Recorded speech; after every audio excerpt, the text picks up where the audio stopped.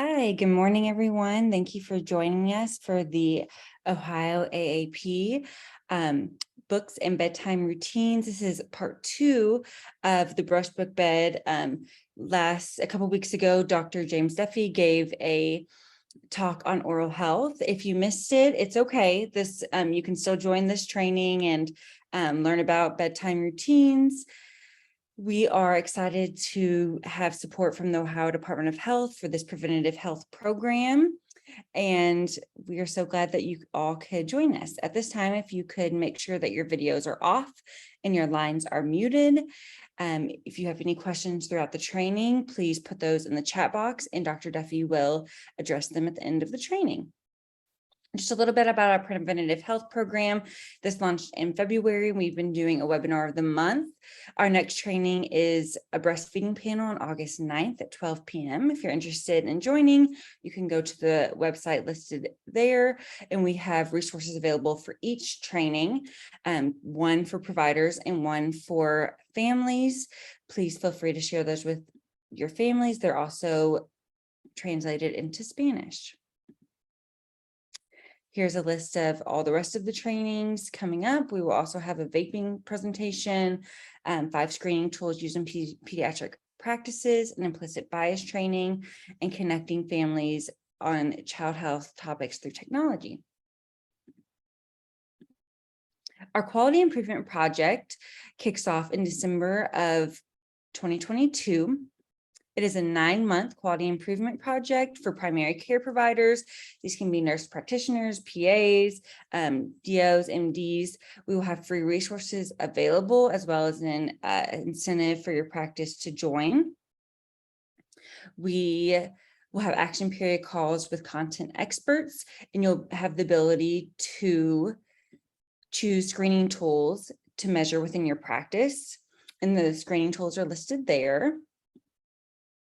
At the end of this training, we will have a post-survey evaluation for you to complete, and this is how you'll receive credit for attending as well as a certificate.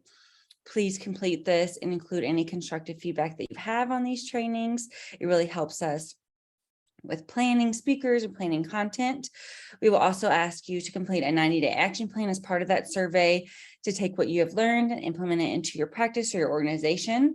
And then we will follow up on this in 90 days. So please look for those surveys and make sure that you're completing those surveys for the trainings that you have attended.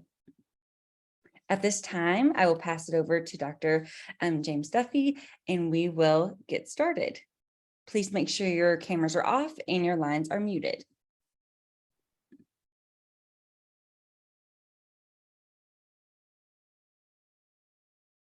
Hi, Alex, and hello to everybody in Ohio.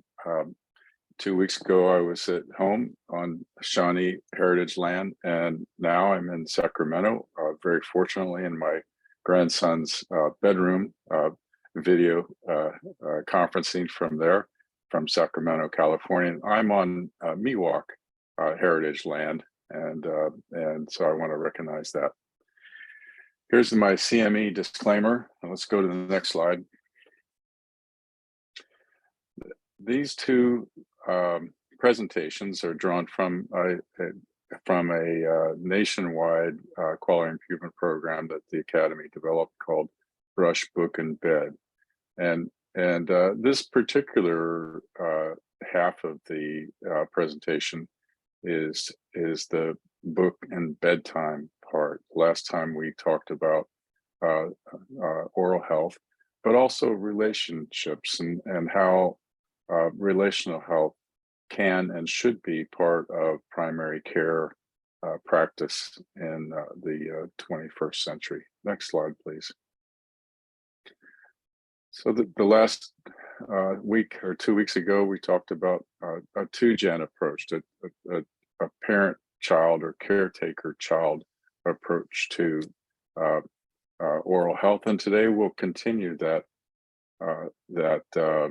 perspective with a 2-gen approach to early childhood literacy promotion, and then the basics of sleep and the power of routines. and we'll put it all together as at the last little bit. Next slide, please. Here are the learning objectives today.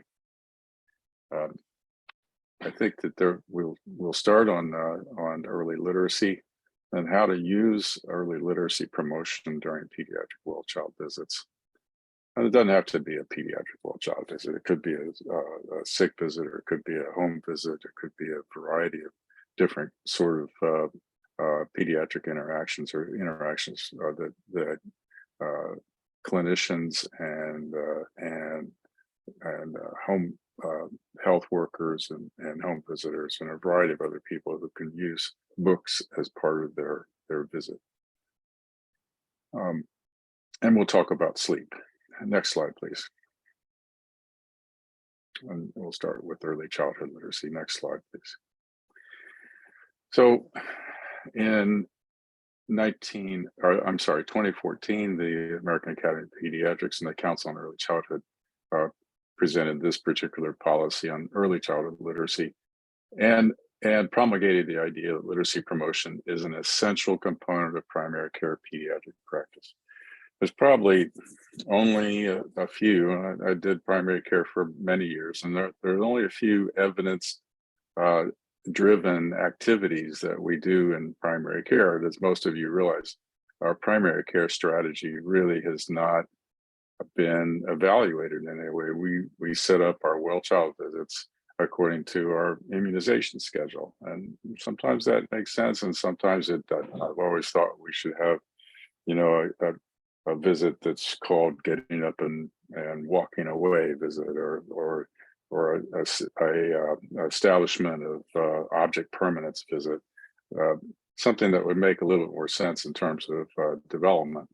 But that said, what are the few things that few activities that are actually have an evidence base? Well, early childhood literacy promotion definitely has an evidence base.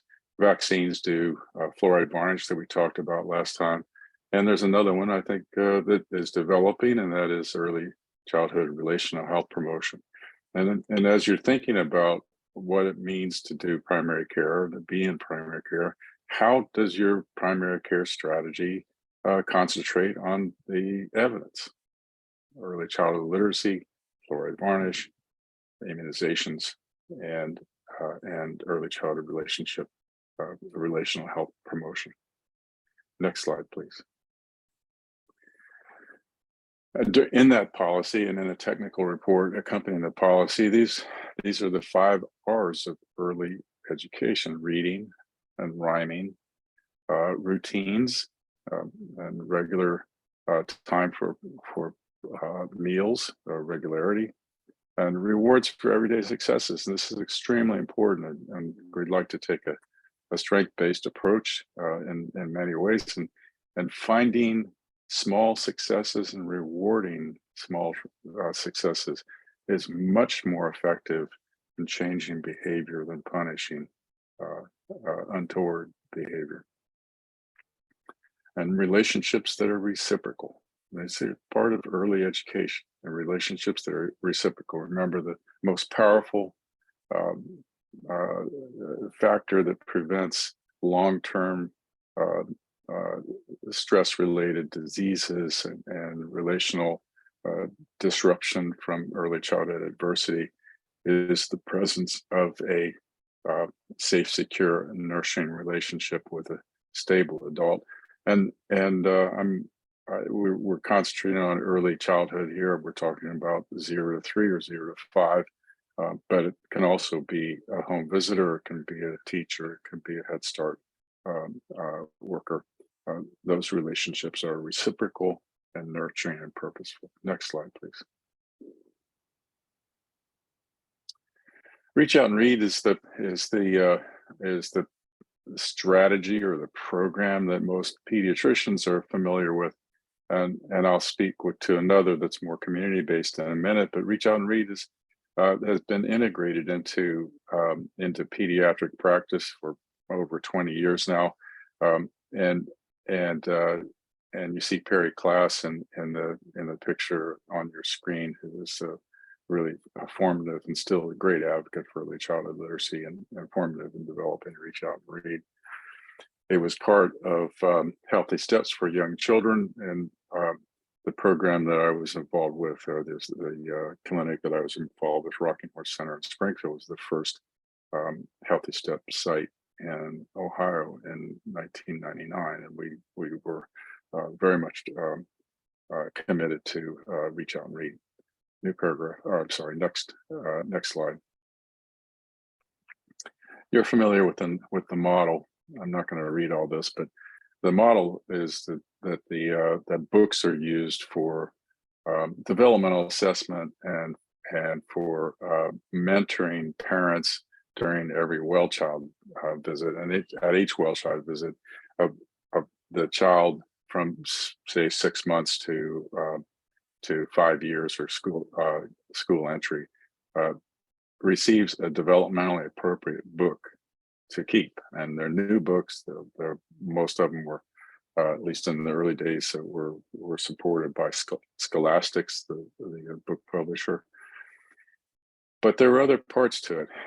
Not only were the books used for developmental assessment during the well child visit, but also the reception areas shouldn't be called waiting rooms necessarily, but reception areas were a literacy-rich environment, and sometimes with volunteer readers. Now, it's been difficult during COVID because a lot of the volunteer readers were retired people, and it was difficult to have older folks around children for a while. And I hope that is changing or will change.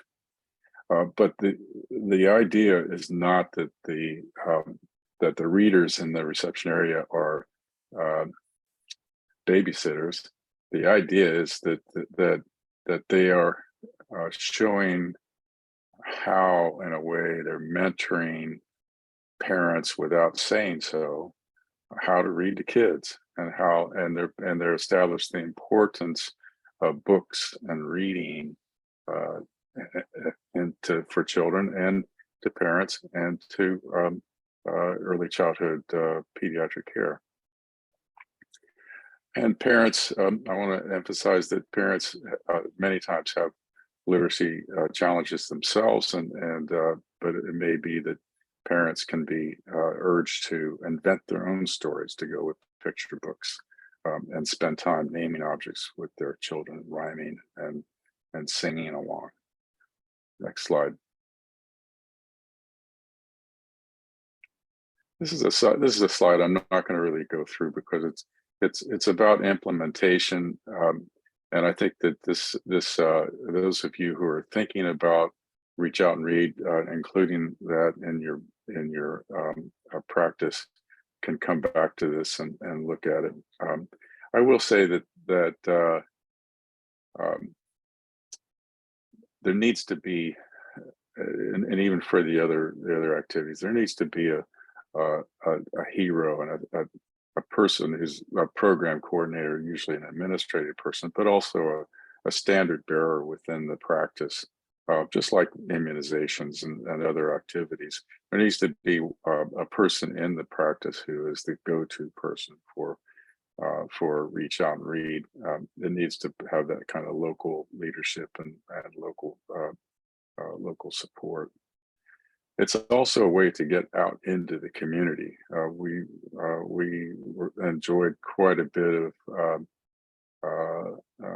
small grant activities from churches or from Target, for instance, or from the Kiwanis Club, who would give us a certain amount of money each year to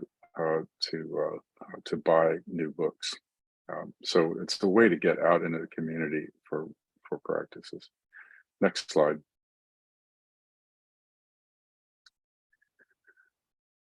I think I really like this, the general guidance for parents along the right-hand side of your screen. To babies, love your voice and sing and talk and read aloud as often as possible. Babies enjoy sturdy picture books, and name and point to pictures your baby is looking at, and act out the story using your face, and talk about how your baby is enjoying the book. When our children grew up, for instance, we we often change the name of the characters in the book to meet the to meet to be the children. Instead of Mickey in the Night Kitchen, it was Mikey in the Night Kitchen because our son was named Mike. And I think it can be, people can switch around and change things around and cause that kind of giggling and laughing and carrying on that babies and toddlers love to do. Next slide. More specific guidance for 9 to 12 months.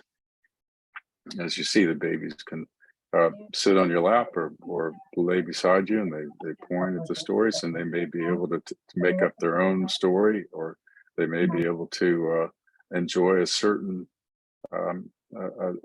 picture or a certain texture. Many of the books have in that age group have little fuzzy areas in the book that the kids can feel. But I like the idea that the baby also hears the sound of your voice and the look on your face and the gestures you make during the 2-generation learning experience. Next slide. Moving on to 12 to 18 months, then it's a little bit more involved, and you're transferring the control of the storyline to the child in some respects. So the child is able to make up her own story, or to turn the pages in the book, or to even look at the book on her own. And so these are some ideas that came pretty much from Reach Out and Read about specific guidance. Next slide. This is the evidence base, and much of this work was done at Johns Hopkins and the School of Public Health. There is a very measurable advance in language in 2 to 5-year-olds. At school entry, at kindergarten readiness is advanced by at least 6 months in both receptive and expressive language. Those children who were fortunate to have Reach Out and Read practice compared to those who did not. And the first line, then, really, or first two, is actually part of the relationship-based intervention. The parents are up to 4 times as likely to read to their children, and the parents are more likely to spend time with their children. There's I can supply the references if you like by email. Next slide.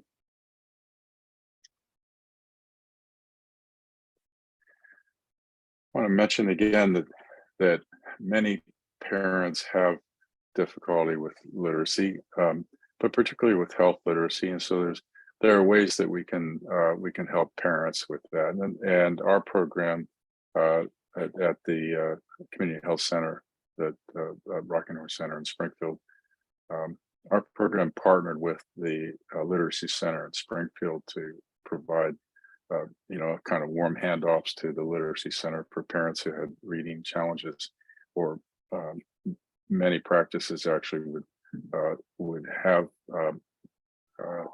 health literacy classes or opportunity seminars within their practice. But it's important to realize that about a third of parents have below basic health literacy, and at least 1 to 10 are unable to use an over-the-counter dosage chart.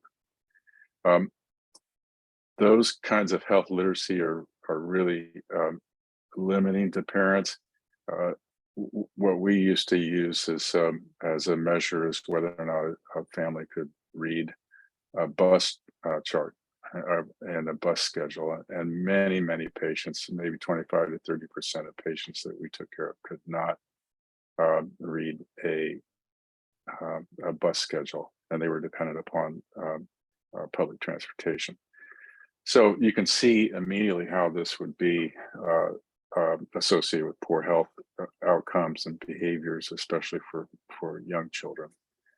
This turns out to be a cross-cutting priority to address health disparities and backing up health inequities. Teach back um, activities, plain language, non-written materials are extremely important within a pediatric practice, particularly those that serve families that have health literacy or non-English speaking parents and caretakers. Next slide, please. Let's switch to the other really important uh, book providing activity, and this started in as early as 1995, but really I didn't know about it much until the late 2000s, and it really in the past 5 to 10 years, it's really exploded.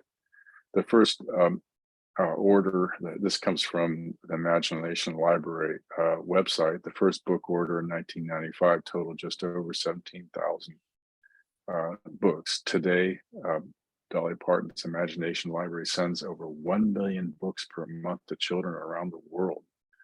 That's really amazing. These are books that show up once a month, and they're not necessarily developmentally appropriate, but they are to some extent adjusted for age, according to the age when you sign up. Next slide, please. And there's a local component. Usually, there's a local nonprofit, a 501c3 that is able to raise money because there's a match.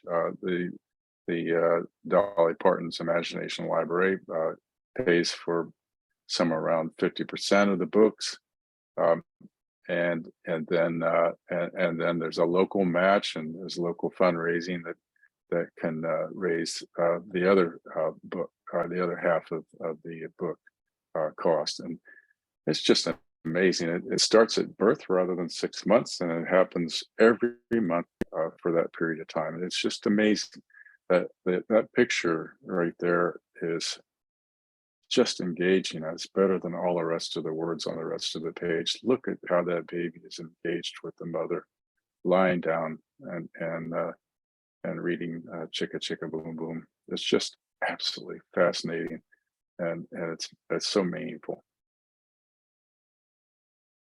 Next slide, please. For those of you who'd like to see this is the logic model. I didn't include a lot of the literature review, but these are both the goals and I think some of the achievements that have already been documented. And there's Miss Dolly. The short-term goals, of course, are provides the books in the home, enhanced home literacy environment, and a positive attitude. But the intermediate goals are increased emerging literacy skills, and these are already part of the literature and the research findings. The kindergarten literacy readiness, I think, is still being investigated. We'll hear more about that as time goes along. But this is an amazing program for children. Next slide, please. Here's Ohio, and Ohio recently changed its name to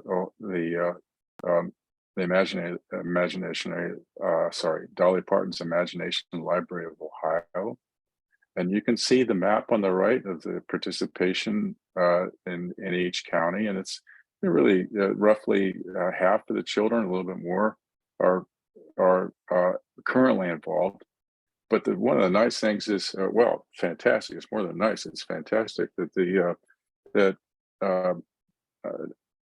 Governor DeWine and his wife have been involved with this. Fran DeWine has been very much a promoter of this, and Ohio actually comes up with 50% of the remaining 50%. So local 501c3s only have to raise basically 25% of the cost of books.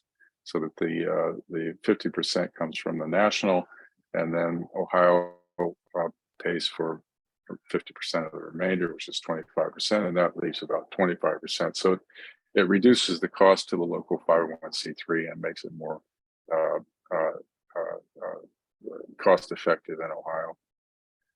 Next slide, please. And I've included two studies actually from Ohio. This comes from Cuyahoga County. And if you look at this is from Community Solutions, and the link is there. I thought it would be important to include the links for the Ohio studies. And the main one is over on the left. You see that over the on-track language and literacy, the left side is actually the children who are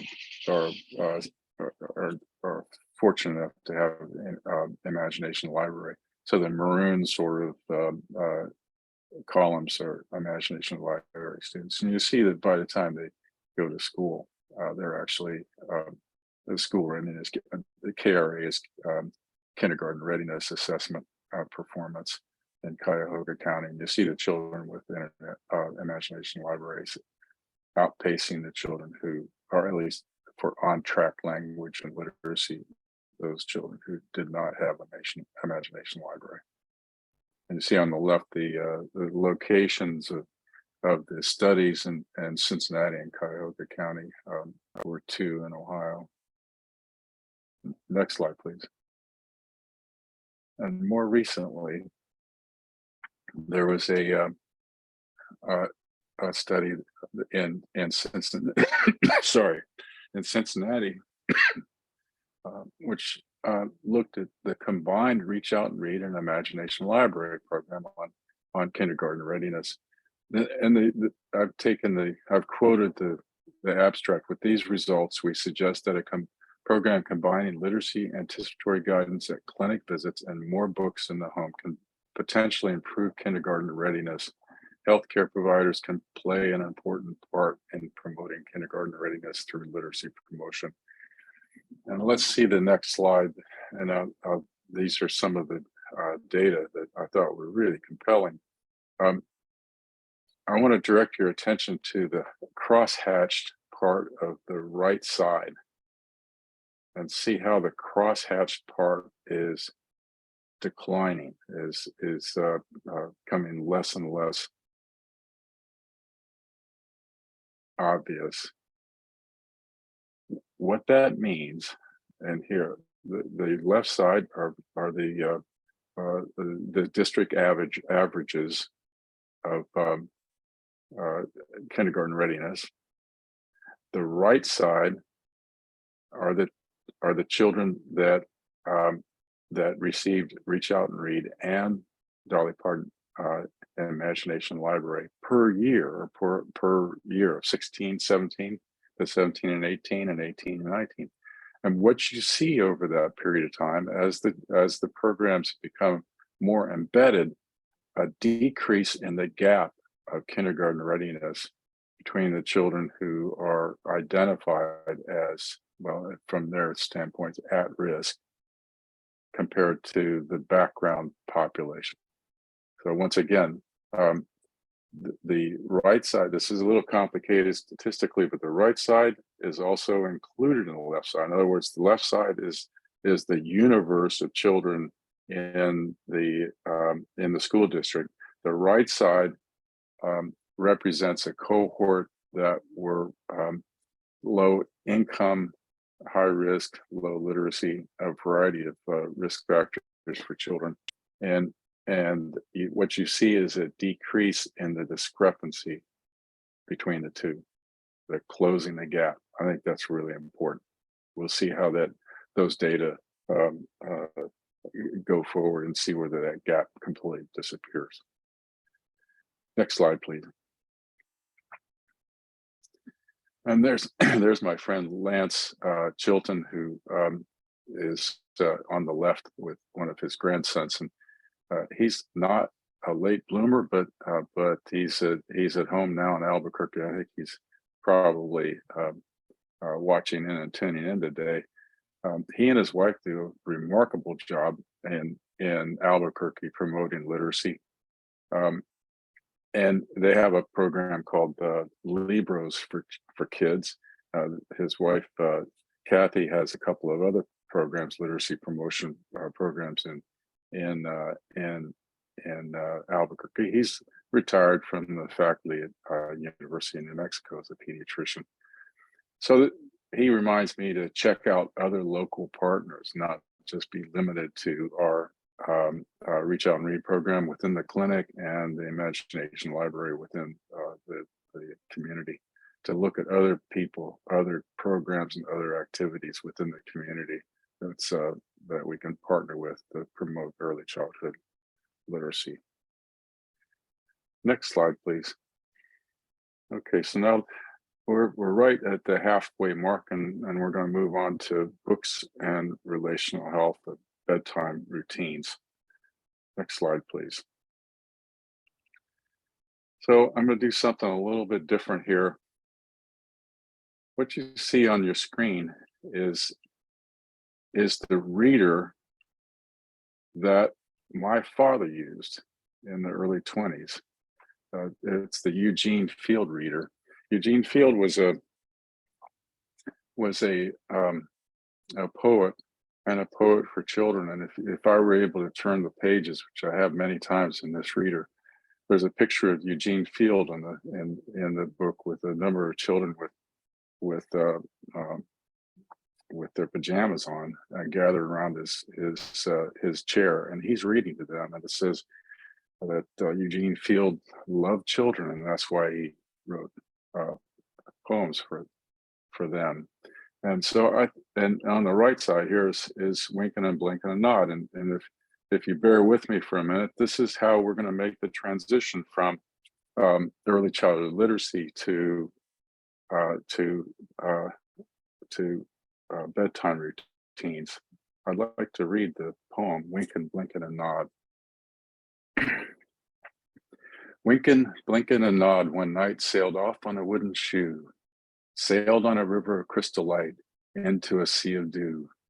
Where are you going and what do you wish? The old man asked the three. We have come to fish for the herring fish that live in this beautiful sea. Nets of silver and gold have we, said Winkin', Blinkin' and Nod.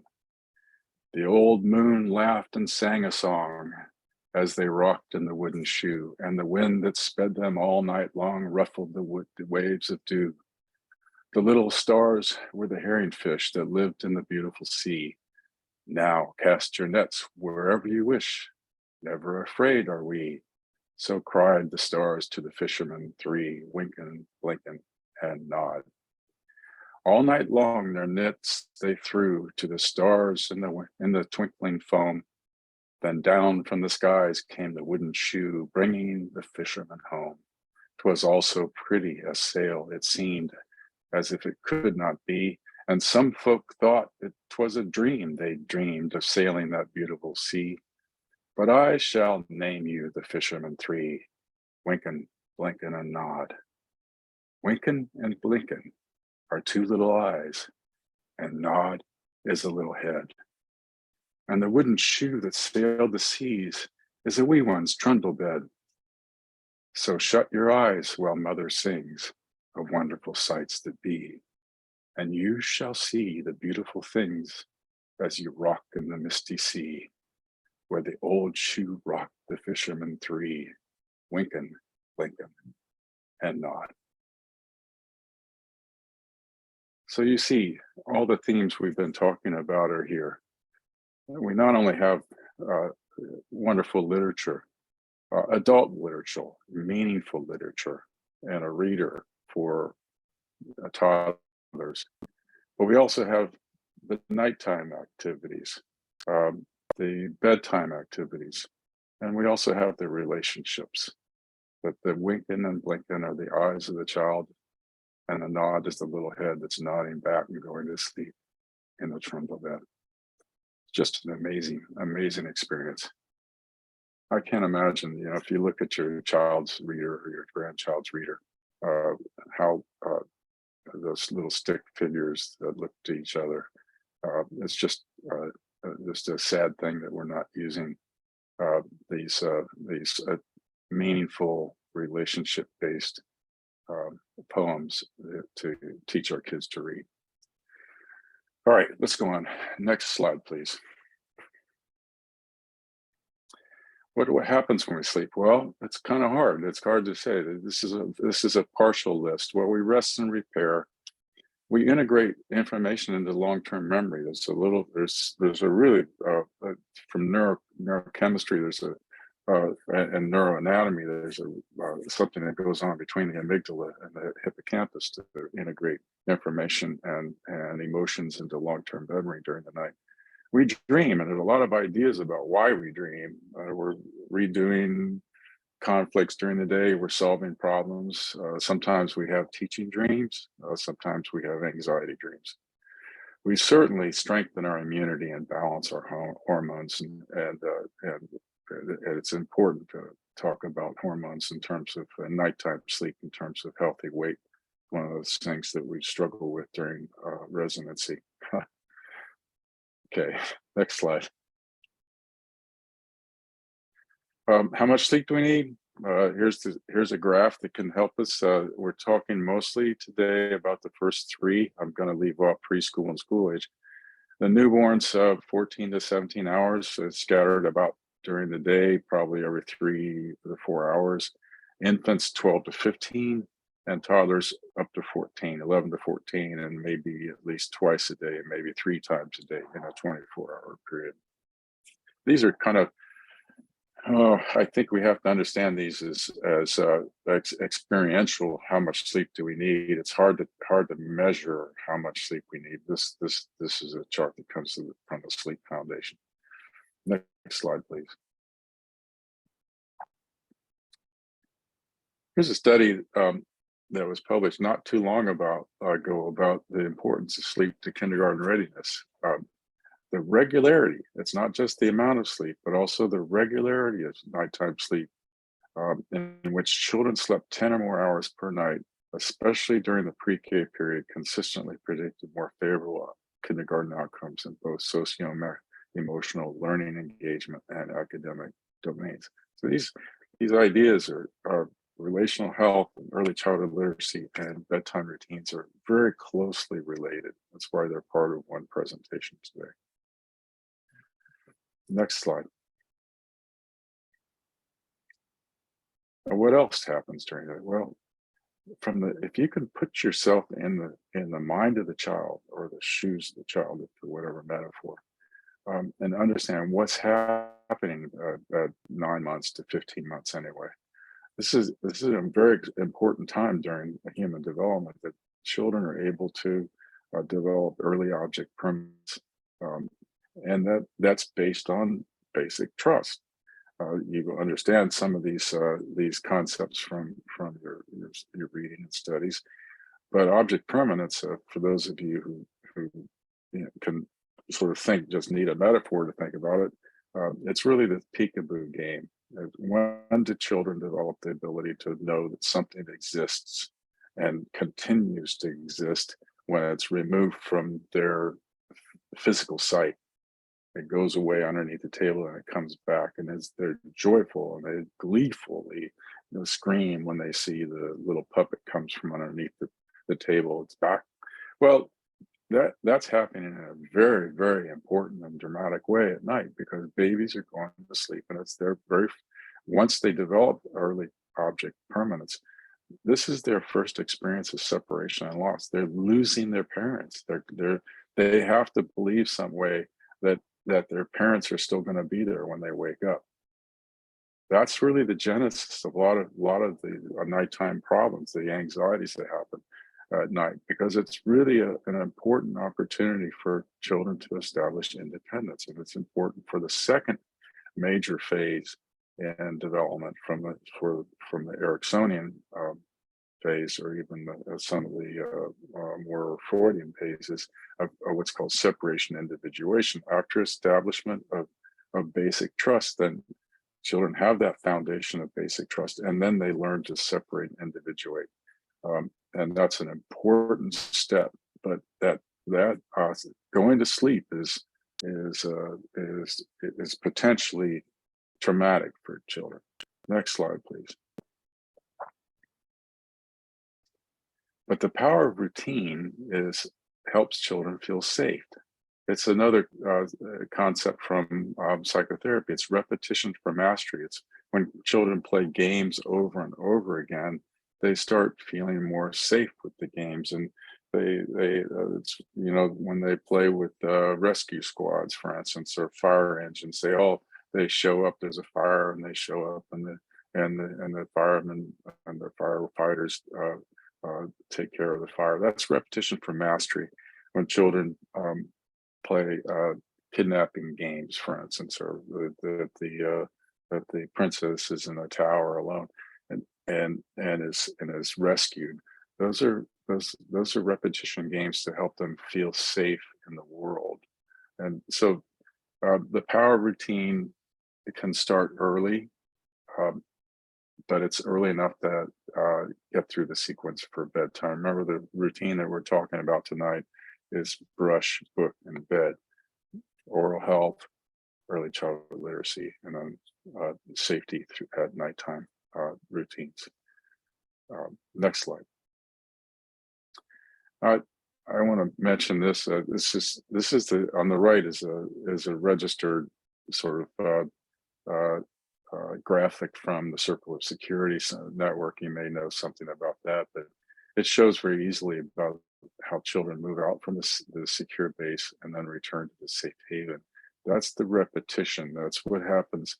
That's the security that comes from routines. You see it in our reception areas when kids create this little star. They go out and they explore, and then they come back and touch the caretaker in the safe base, and then they go out again.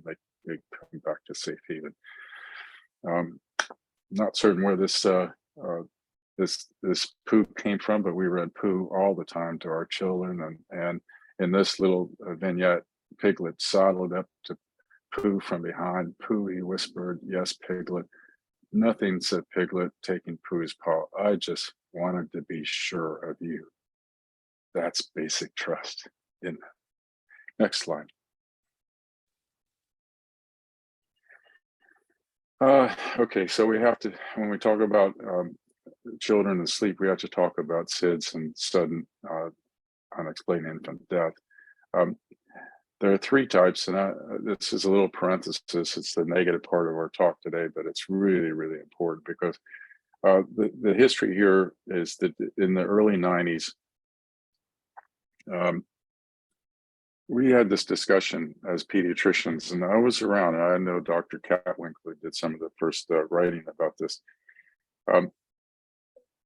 In the United States, it's always been a tradition to put babies down on their bellies because they were, and you still hear this, that parents and grandparents are worried that the baby's going to throw up and choke on their vomit.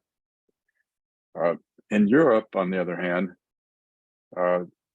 the tradition was that they put their babies on their backs because they thought that the babies would not, they were worried the babies would get tangled up in bedclothes and suffocate. What the researchers did in the early 90s, the neonatologists realized that the rate of SIDS, or sudden infant death, was about 50% in Europe of that which it was in the United States. And so it turned out that the Europeans were right, that putting your baby on your back is a lot safer. And so we started putting babies on their backs in the mid-90s instead, and back to sleep programs. The problem is that cut, or the good thing is it cut the rate of SIDS in half. But since then, it stayed exactly the same. It's still about 50% of what it was. And we could, when I was on the Child Fatality Review Committee at Clark County, we had one or two kids, according to the population, each year who died of rollovers or SIDS. They died in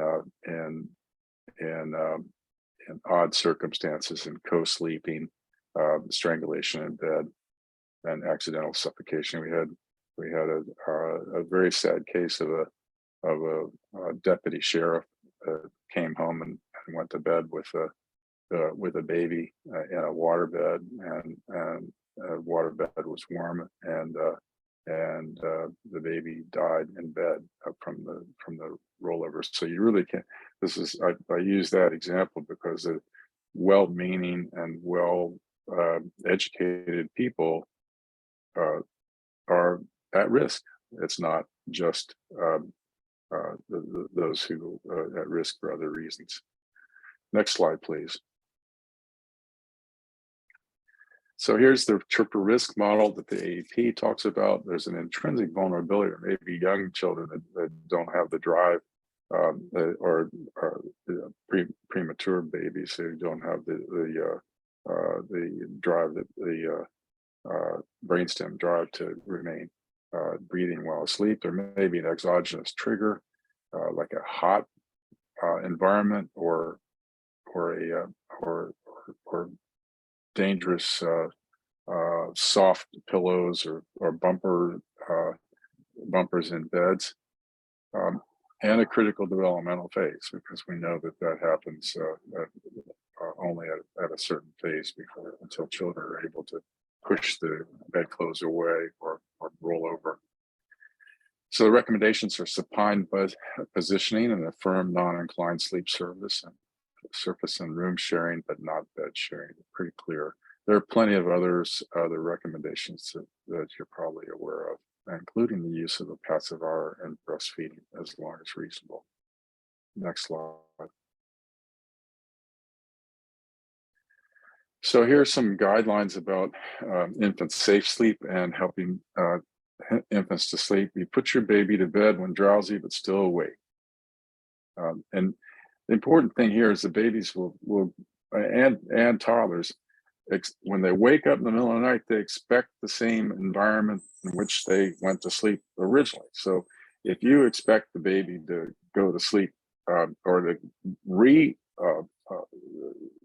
reestablish their sleep in the middle of the night if they wake up, but you put them to bed in front of a TV in the living room, when they wake up in the middle of the night, they're going to expect the TV in the living room instead of at night. So what we need to do is help babies fall asleep in her or his own bed, and keep the baby as calm and quiet at night, and not stimulate or play with her too much at night. You may try some of these other ideas, white noise machines or music. Music is wonderful, but at the same time, when babies wake up at night, they will expect the same environment at night awakenings. But that's the caveat. Next slide.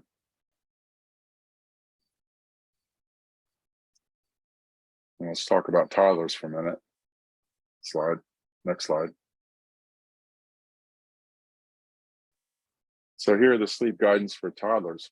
Our recycling truck is outside here. I apologize for the duck up signal. Allow your child to take a favorite thing. I love the linking objects. These are linking objects. This is another term that comes from psychotherapy. What it does is link the child to the parent. If the child is learning to sleep alone and to feel secure alone, then the child may be helped by something that reminds the child of the parent.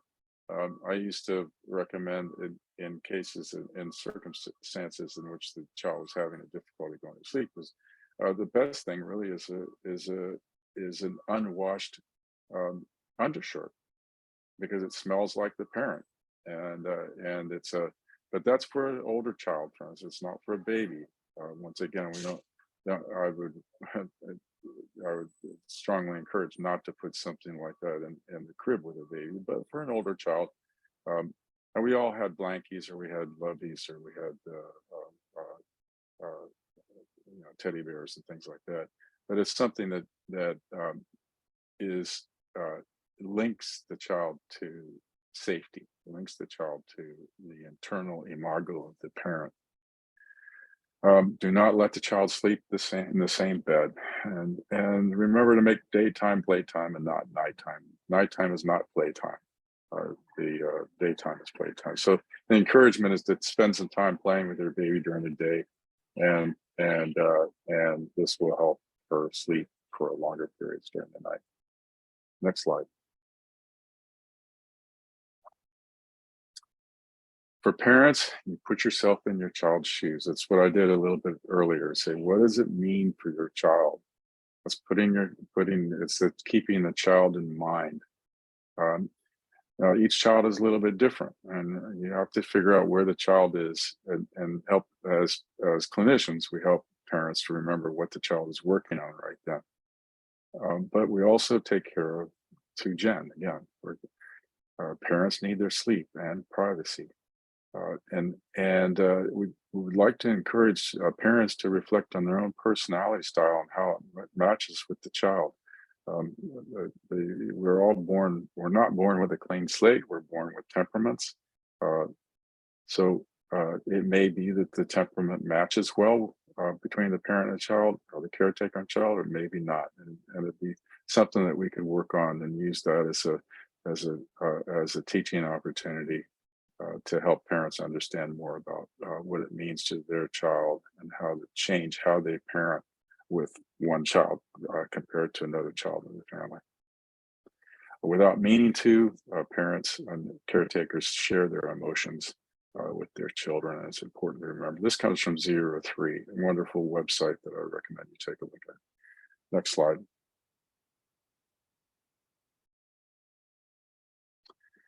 We'll talk about 3 different activities at night. I only have about 9 more minutes. I apologize for putting too much in this, but I'll go through these last slides pretty quickly. So maybe we'll. And if you have any questions, I'll be sure to answer them by email or later on. Resistance to nighttime awakenings. There are a couple of different strategies. Progressive withdrawal, in other words, putting longer periods of time in between visits would be a good idea. You don't bring the child to your bedroom. You leave the child in the bedroom, in the child's bedroom. You connect and reassure and leave. Connect means that same idea of being in the mind or connecting with the mind of the child. And you extend each time between the visits. Staying awake too late, graduated crying out may be the same idea as progressive withdrawal. You go back and visit, but you extend the time in between each visit.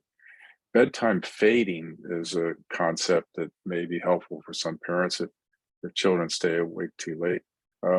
Start where they are and put them to bed. If it's 11 o'clock, you put them to bed at 11 o'clock. 11:30, put them to bed at 11:30. But then fade it back.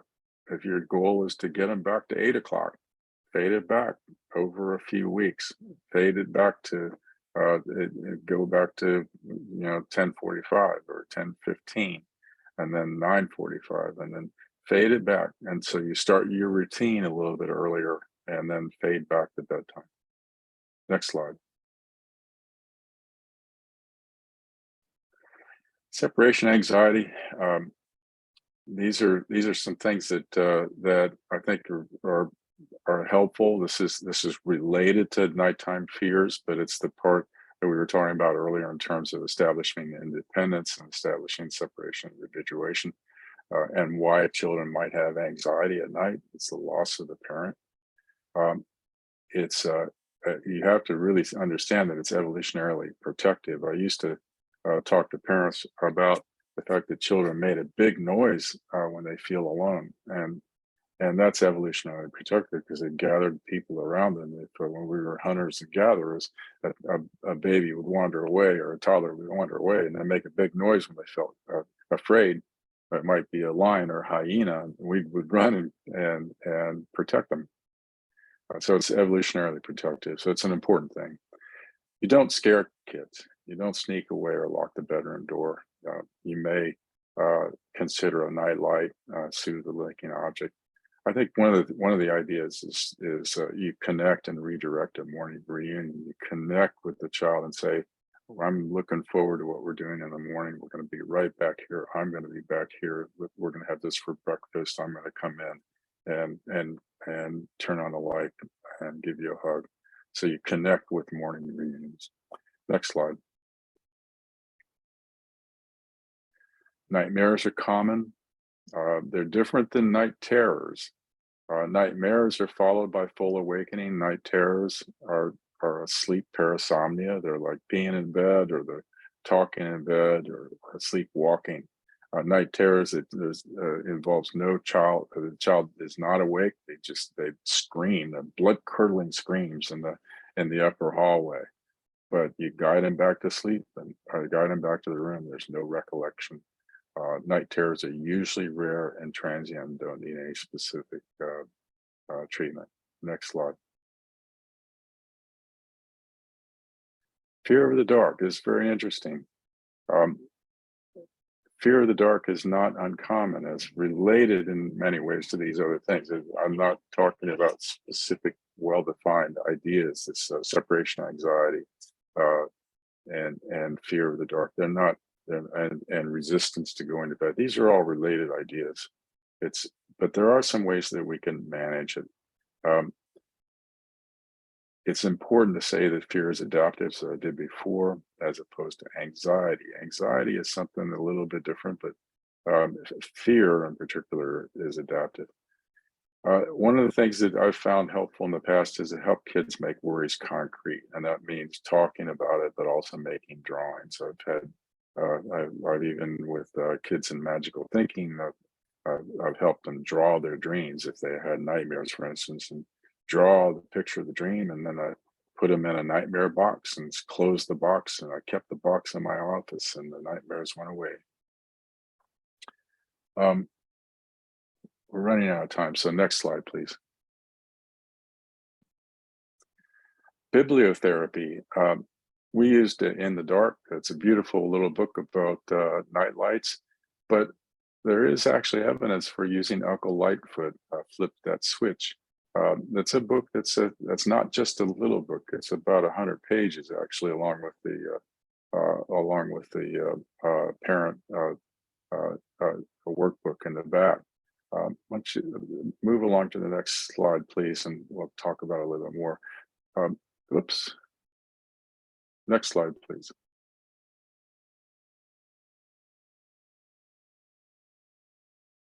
Well, there was another, there it is. That was supposed to be the next slide. Sorry, Alex. These are two studies of the use of Uncle Lightfoot that actually showed an improvement. And Uncle Lightfoot is a Creek Indian, and the author is part Creek from South Carolina. And Uncle Lightfoot is a Creek Indian, and he has a little girl with him and a dog who helps children learn to be not afraid of the dark. And it's very interesting. It uses cognitive behavioral therapy administered by the parents. Parents can go through an educational process ahead of the use of the book, but it's pretty self-explanatory in the back of the book. The exposure can be anywhere from 4 weeks to 10 weeks. And it uses decreasing exposure and relaxation techniques, and a lot of little games. There are games that you read one story a night or one story a week, depending upon the severity of the child. And when the child is ready to go on, you go to the next. And for each story, at each chapter of the book, there are games and strategies that parents can use. And these are both fairly small studies. One is mostly qualitative, the other has some quantitative aspect to it, particularly a 20-week follow-up. And in both studies, there was less separation anxiety and more adaptive behavior at night. I want to emphasize that actually the first study, the parents reported improved understanding of fears and the ability, what we call self-efficacy, to help their children with nighttime anxiety. So if you have a family who's having particular problems with nighttime fears, Uncle Lightfoot is a good option for you. Next slide. There we are. So here's putting it all together. I'm not going to go through these for lack of time because we're right at the hour. But this includes the MA. Remember the other 2 weeks ago we talked about the medical assistant. Deciding eligibility and providing the elements and the handouts that are necessary for brush, book, and bed. Next slide, please. And then the clinician does what's necessary with the oral health assessment and using the book for developmental assessment, the literacy evaluation, and providing guidance. And then doing the oral health assessment along with the physical exam and application of fluoride varnish. Next slide, please. And then absolutely important is the nurse to provide after visit summary and education, and all the variety of things that are necessary to follow up and refer children to the dental home and to, for instance, in our talk today of signing up for Imagination Library. Next slide, please. And here's a summary right at 10 o'clock. You apply the 2-gen approach. You utilize the opportunity to improve attachment and promote resilience. Once again, a relationship building and relational health within primary care is an evidence-based and necessary activity, along with the 3 other things that I mentioned: vaccines, early childhood literacy, and fluoride varnish. You provide guidance, promote early childhood literacy, understand literacy promotion, and recognize the power of routines, and be able to counsel. Putting it all together. And that's the summary. And thank you for this 2-week sojourn into Brush, Book, and Bed. And I'm sorry I didn't leave enough time for questions, but Alex and I will coordinate. And if there are particular questions that we can answer by email, I'd be glad to, including reference. Thank you very much. Alex, back to you. Great. Thank you, Dr. Duffy. That was wonderful. Thank you for being with us for these 2 presentations. For those that are interested in the Quality Improvement Project, Dr. Duffy will be part of that project, and you can learn more about oral health or a lot of different topics from him and other advisors. So we would love to have you all participate if you're interested. Please send any questions you have in the chat box or to my email, and we will make sure that Dr. Duffy gets those and can answer those via email for you all. There are 2 new bedtime routine resources available on our website. Please check those out. And then if you have any questions, as usual, please let me know. And the CME survey will be sent out in the next few days to receive your certificate. Please don't forget about the 90-day action plan. And this recording and slides will be available on the website as well. Thank you again, Dr. Duffy and the Ohio Department of Health for their support with this project. And we look forward to the next training on breastfeeding. Thank you all, and have a great rest of your day and a great weekend.